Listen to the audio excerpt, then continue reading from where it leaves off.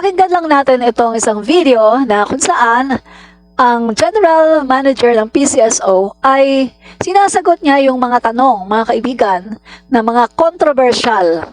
So, titingnan natin, i-analyze natin mga kaibigan kung gaano ba katotoo yung mga hinala ni na Senator Raffy Tulfo na meron daw dayaan kasi bakit daw may tao na 20 times daw na kumukubra. Tingnan natin mga kaibigan, maganda naman ito, Senator. So, tingnan natin kung gaano ba talaga katotoo. Hindi naman pwedeng panay na lang batikos-batikos at panay na lang puna-puna, no? O sige, panoorin nyo. Committee on Games and Amusement Chairman Raffy Tulfo na isang mananaya ang 20 beses nanalo sa loob ng isang buwan sa loto. At batay raw yan sa listahan ng mga nanalo ay sinumite ng Philippine Charity Sweepstakes Office. Ang PCSO bukas daw sa investigasyon. At para bigyan pa tayo ng mas malinaw na paliwanag sa isyong yan, makapanayan natin live sa studio si PCSO General Manager Mel Robles. Magandang umaga, GML. Ay, magandang umaga sa iyo. Okay. Una, para maklaro lang, galing sa inyo yung listahan. Opo. Tama. So, naging transparent po ang PCSO dyan. Pangalawa, talaga bang may isang mananaya na nanalo ng 20 beses sa loto sa loob ng isang buwan? Kung sa jackpot po, wala akong ganyan. No? Yung jackpot Hindi jackpot to. Hindi Hindi ito majority. jackpot to. Okay. Hindi ito 642, 648. Hindi ko yan jackpot bearing. Sigurado po kami dyan dahil wala pong nananalo ng 20 jackpot games in 1 month. Pero, maaaring ang isang tao ay mag-claim ng 20 times or even more than 20 times sa ibang games namin. Hindi lang po jackpot ang games namin eh. Oo. Meron kaming 2D, 3D, 4D, 6D, yung mga lower tier games. At ang kadalasan dyan, ang practice talaga dyan, kahit bago pa ako dumating, ang claiming ng 10,000 and above ay ginagawa sa branch namin. Yung 10,000 and below ay pwede nang i-claim yan sa outlet. Okay. Pwede nilang i-claim yan dyan. Pero yung 10,000 and above, most likely sa branch namin na nasa munisipyo. Opo. Kapitolyo. Most likely Kapitolyo. At kung ikaw ay nasa probinsya, ang access mo lang ay outlet, pupunta ka pa sa Kapitolyo kung saan ang aming branch ay nando doon. So for that matter, ang ginagawa ng iba, makikisabay na lang doon sa may-ari ng outlet, uy, paki naman. Siguro at a discount, maybe, or ibawas mo na pamasahe mo. Kasi yung iba walang ID, minsan physically hindi kaya. So these are regular. Bago pa ako dumating, ganyan na talagang practice na paki-claim. So, ibig sabihin yung nanalo, pwede hindi siya ang kumuha? Yes, yung claimant ng winning ticket is not necessarily the winner. Kasi hindi ito jackpot.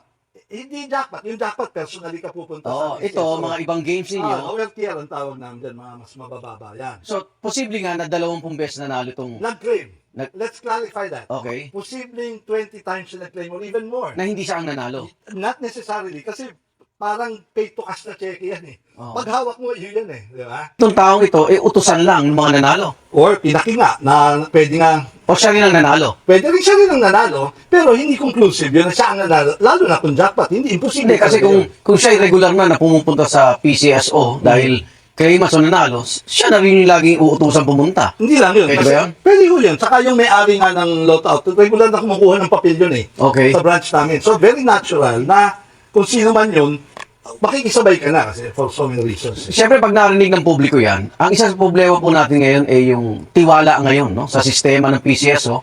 Baka may iba ayaw nang tumaya dahil, may dayan sinasabing dayan. So, hindi na mamanipula po ang resulta ng loto natin. Hindi po. Yan po ay in full view of everybody at live po yan, pinanonood. Kahit sino po ay pwedeng punta sa amin eh. Basta magkasya lang po tayo sa lugar, mapapanood natin yan. Okay. At ang resulta niya ay immediately instantaneous. At 8:30 po, ini-embargo na lahat ng natayaan. Okay. Wala na makakapasok na tayaron sa sistema. At ang draw starts at 9 o'clock. So 30 minutes sa pagitan niya, Okay. wala nang papasok. Sa reaksyon mo ng publiko sa sunod-sunod, may nanalo na. Ayan, sunod-sunod Na-monitor niyo ba na bumaba ba ang bentahan o lalong tumaas pa dahil yung iba, syempre, na-inspired, may nananalo So, ano ang monitoring ninyo, GM? Awa ng Diyos, no, it's still the same, no? Okay. Siyempre, bumaba nung nagpakabog kami, talagang by triple Yung malakihan. Lumaki talaga eh. Isa lang mo talaga ang sikreto at napatunayan namin to paano lumakas ang sales is through the jackpot. Okay. Jackpot, bearing mo ito eh.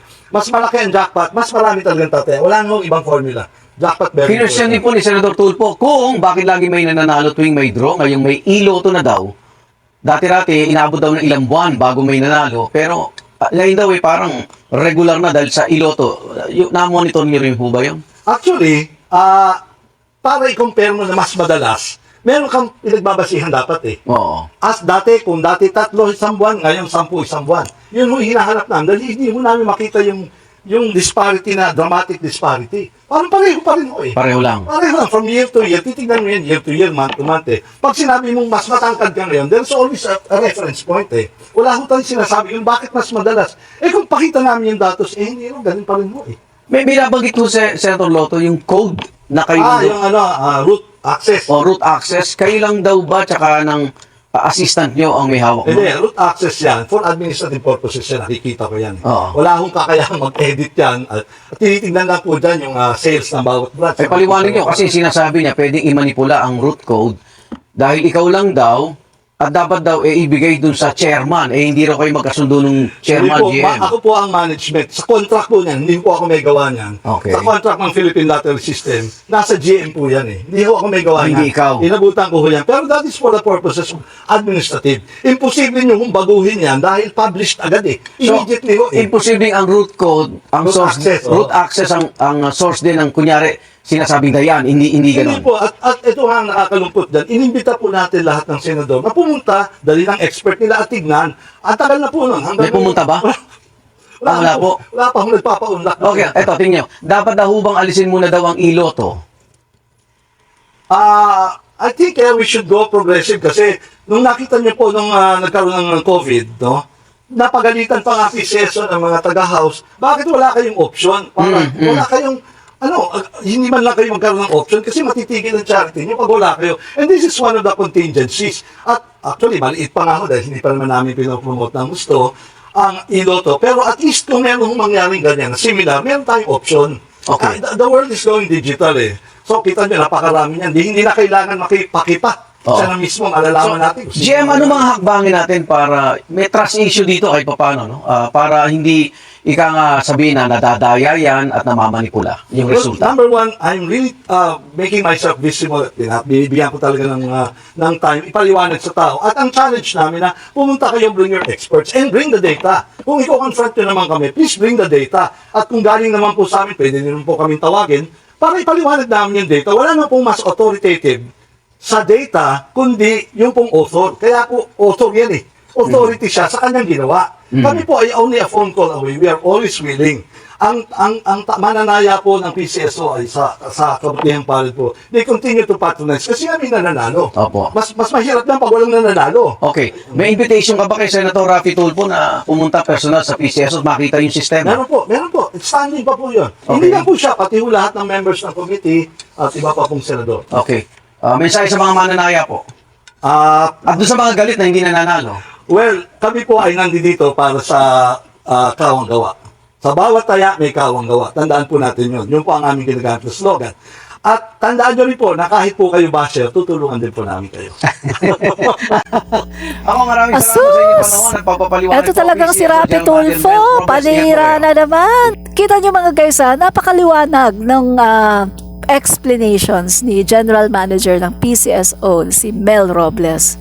Mga kaibigan, no? Kasi itong reklamo ni Raffy Tulfo na meron daw better 20 times daw na nanalo sa isang buwan, no? At eto, kubra ng kubra. Kita nyo naman, di ba? Hindi na kailangan i-explain. Mga kaibigan, tingnan nyo yung explanation ni General Manager Mel Robles. Sobrang napakaliwanag, no? Kung bakit may nangyayaring ganyan na merong better na kubra ng kubra, no? Pwedeng nagpapasabay lang kasi mga kaibigan, no?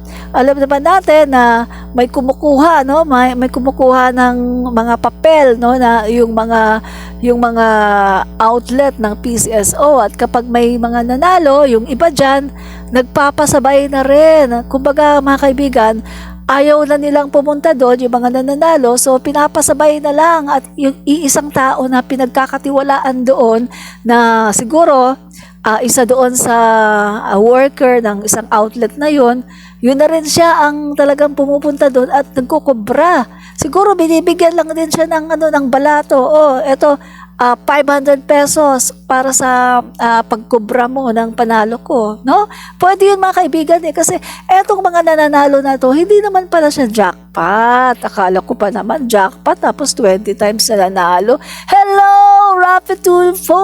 Kita nyo? Napakadali lang naman intindihin yun. Senator Rafi Tulfo naman.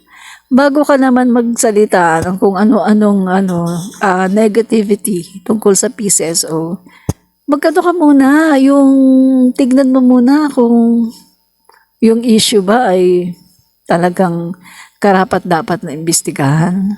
Wala ka bang ibang gawain? Gets ko na kung ano yung nangyari, no? Kung bakit parang nag-a-appear na merong isang tao na 20 times nanalo at nag-claim ng loto. So, isang loto outlet, no? Meron naman talagang loto outlet na tuwing draw, merong nananalo, no? Yan yung mga outlet na tinatawag na maswerte, no?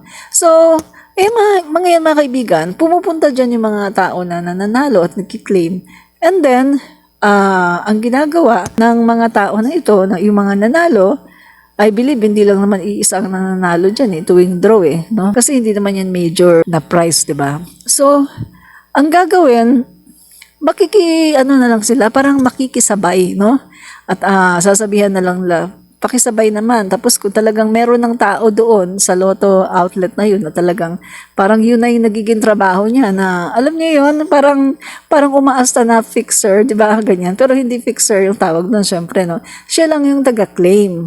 Para yung mga tao na nanalo, hindi makakaabala sa kanila. Just in case na meron silang pasok, hindi nila mapuntahan, tapos hindi naman major prize, no? Pwede namang ipa-claim sa iba. So, yung binibigay na lang talaga nila doon, yung trust na hindi sila lolokohin ng tao. I believe na yung taong kumukuha na yun ng mga prizes ay taga doon din yun mismo sa lotto outlet na yun. And I believe na talagang pinagkakatiwalaan yun ng lotto outlet. Kasi kung hindi naman, masisira yung lotto outlet doon. Baka mamaya tumakbo, no? Pagkakuha ng mga prizes, tapos tumakbo yung tao na yon. So, ganun po yung nangyari. Pinapasuyo. And I believe na nagbibigay na lang sila doon ng at least 500 siguro, 300, o pamasahe mo, salamat, yan, di ba? Kasi parang naghihingi sila ng favor. Ganun yung nangyari, guys. So, hindi po yung iisang tao na laging nananalo na 20 times. Hindi yun. Pero just in case, mga guys, meron din naman talagang tao na palaging nananalo sa loto. Katulad na lang ng kaibigan ko dati, palagi siyang nananalo sa loto. Pero yun nga lang, hindi nga lang siya major prizes. Yung mga minor lang talaga, no? So, ayun mga kaibigan, may mga tao talagang masasabi natin maswerte pagdating sa sugal na palaging nananalo. Kita nyo? Napakadali lang naman intindihin yun. Senator Rafi Tulfo naman. Bago ka naman magsalita ng kung ano-anong negativity tungkol sa PCSO, magkano ka muna, tignan mo muna kung yung issue ba ay talagang karapat-dapat na imbestigahan. Wala ka bang ibang gawain, no? Alam mo, sa totoo lang nagtataka ako sa iyo sa issue ng Kibuloy, na napakaraming mga nagrereklamo ng mga kababaihan, kabataan, mga sila, forced labor, pinamalimos, pero wala kang sinasabi. Nakakapagtaka nagtataka ako, Senator Rafi Tulfo, kung bakit tahimik ka sa issue ni Kibuloy. Tanong lang, isa ka ba sa naambunan ng pera? Tanong lang, Senator Rafi Tulfo. Kasi nagtataka ako Pero itong mga ganitong issue, pinapatulan mo. Ang dali-dali naman na explain. Diba? Pero yung issue kay Kibuloy, parang tahimik ka.